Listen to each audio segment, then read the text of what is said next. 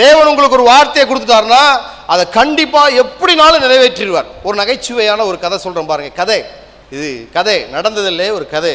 ஒரு மனிதன் ஆண்டவன்கிட்ட ப்ரேயர் பண்றான். ஆண்டவரே ரொம்ப கஷ்டப்படுறேன் ஆண்டவரே, நீ என்னை பணக்காரன் ஆகுன்னு சொன்னீங்கல்ல, ரொம்ப கஷ்டப்படுறேன், எனக்கு ஏதாவது ஒரு வழி பண்ணுங்கன்னு சொல்லும் போது ஆண்டவர் தோன்றுறாரு. இது ஒரு கற்பனை கதை. ஆண்டவர் தோன்றி என்ன சொல்றாரு, மகனே உன் வீட்டுக்கு பின்னாடி 2 அடி தோண்டு, உள்ள ஒரு வெங்கல பாத்திரத்தில் ஃபுல்லாக தங்கமாக இருக்கும், அதெல்லாம் நீ வச்சுக்க. எத்தனை அடி சொன்னாரு?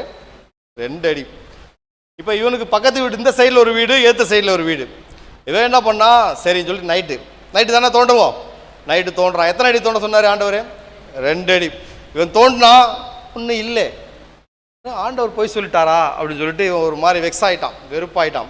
உடனே அடுத்த நாள் வாய் சும்மா இருக்காது இல்லையா, பக்கத்து வீட்டுக்காரனை போய் சொல்லிட்டான், டேய் இந்த மாதிரிடா ஆண்டவர் கனவுல வந்தார், என்னை 2 அடி தோண்ட சொன்னார், நான் தோண்டுனே இல்லை. அவன் சொல்லிட்டு ஒரு வெக்ஸில் ஊருக்கு போயிட்டான். உடனே பக்கத்து வீட்டுக்காரனுக்கு பல்ப் எரிஞ்சிருச்சு. மனசில் அப்படி யோசிச்சிட்டான், சரியாக தோண்டிருக்க மாட்டா அப்படின்னு சொல்லிட்டு இவர் 10 அடி தோண்டிட்டான். எத்தனை அடி தோண்டிட்டான்? 10 அடி தோண்டிட்டான். அவன் கோபமாயிட்டான் அவன் மேலே. என்னடா இவன் இப்படி சொல்லி நம்மளை ஏமாத்திட்டான்னு சொல்லிட்டு 10 அடி தோண்டிட்டான். மொத்தம் எத்தனை அடி ஆச்சு? இப்போ 12 அடி ஆயிடுச்சு. இவன் ஏற்ற வீட்டுக்காரன் போய் சொல்லிட்டான், டேய் அவன் இந்த மாதிரி சொன்னா, நான் இந்த மாதிரி தோண்டினேன், இந்த மாதிரி ஆயிடுச்சு அப்படின்னு சொன்ன உடனே இவன் சரியா தோண்டிருக்க மாட்டான்னு சொல்லிட்டு அவன் தோண்டிருக்கான். அவன் ஒரு 10 அடி கிணறு மாதிரி தோண்டிட்டானுங்க. எத்தனை அடி ஆயிடுச்சு? 22 அடி. அவர் ஊருக்கு போறவர் திரும்பி வர்றாரு. யாரு? அந்த காரியதர்சி, ஆண்டவர்கிட்ட வர வாங்கினவர் திரும்பி வர்றாரு. வீட்டை வந்து பார்த்தா கிணறு இருக்குது. இவன் குழி தான் தோண்டி வச்சுட்டு போலாம், கிணறு இருக்குது. என்னடா அவனை யோசிச்சிட்டான், ஆஹா இவங்க 2 பேரும் மாறி மாறி தோண்டிருக்காங்க. அப்போ அவன் யோசிச்சிருக்கான், ஆண்டவர் சொன்னாரு எனக்கு கொடுப்பேன்னு சொல்லிட்டு, என்ன அப்படின்னு சொல்லிட்டு இப்படி எட்டி பார்க்கும்போது அந்த மேலே இருந்த கல் கீழே டம்முன்னு விழுந்துச்சு. கீழே விழுந்து சும்மா விழுகாம டங்கின்னு ஒரு சத்தம் கேட்டிருக்கு. அப்போ பித்தளை குடம் தெரிஞ்சிருக்குது. ஆஹா அப்படின்னு சொல்லிட்டு அவன் கயிறை கட்டி இறங்கிட்டான். எத்தனை அடியில் இறங்குறான்?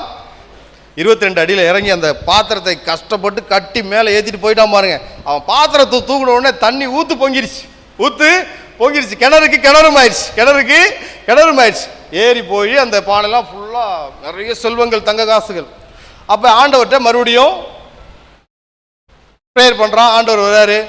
ஆண்டவர் என்ன கேட்குறான், ஆண்டவரே என்ன 2 அடி தோண்ட சொன்னீங்க, 2 அடி தோண்டினேன், அப்போ கிடைக்கலையே ஆண்டவரே, இவ்வளோ அடி தோண்ட வச்சிட்டீங்களே, நான் உன்ட்ட எத்தனை அடி தோண்ட சொன்னேன்? 2 அடி. நீ எத்தனை தோண்ட? 2 அடி. கிடைச்சிருச்சா? தேவன் உங்களுக்காக மற்றவர்களை, உங்கள் விரோதிகளையும் உங்களுக்காக செயல்பட வைப்பார். அல்லேலூயா. இது ஒரு கற்பனை கதை. இந்த கற்பனை கதைக்கே இவ்வளவு சுவாரஸ்யம் இருக்குது. தேவன் நீங்கள் கண்ணால பாத்திராத, காதால கேட்கிறாத, இருதயத்திலே தோன்றிராத அநேக அற்புதமான நல்ல விஷயங்களை உங்களுக்கு வைத்திருக்கிறார். உங்களை பற்றிய நினைவுகள் தீமைக்கல்லே, அவைகள் சமாதானத்துக்கு ஏதுவான நினைவுகளே.